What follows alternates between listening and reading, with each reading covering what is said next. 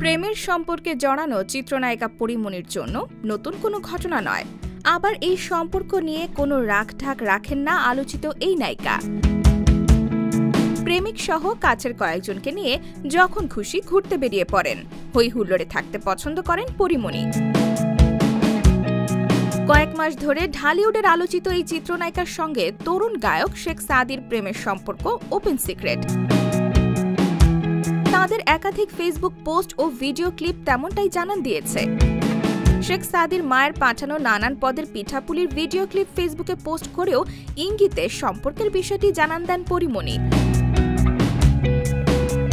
অন্যদিকে শেখ সাদিকে দেখা গেছে পরীমনির বিরুদ্ধে আদালত থেকে গ্রেফতারি পরোয়ানা জারি হলে সেখানে জামিনদার হতে।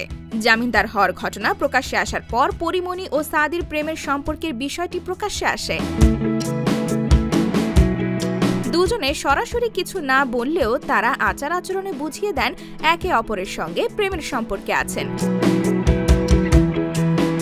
এদিকে দুজনের বিশ্বস্ত সূত্রে জানা গেছে তাদের সেই প্রেমের সম্পর্কে ছন্দপতন ঘটেছে, মান অভিমান চলছে। তাই তো দুজনে ইঙ্গিতে নিজেদের ফেসবুকে পোস্ট দিচ্ছেন। পরীমনি ফেসবুকে কালো ব্যাকগ্রাউন্ড দিয়ে লিখেছেন ব্ল্যাকমেলার। অন্যদিকে এর আগে একই ব্যাকগ্রাউন্ড দিয়ে সাদির 3টি ডট দিয়েছেন। দুজনের পোস্টে তাদের ভক্ত শুভাকাঙ্ক্ষীরা সম্পর্ক ভাঙার বিষয় নিয়ে কথা বলেছেন। শেখ সাদির পোস্টে কেউ মন্তব্য করেছেন, শেষ পর্যন্ত পরিটাও ছ্যাঁকা দিয়ে দিল।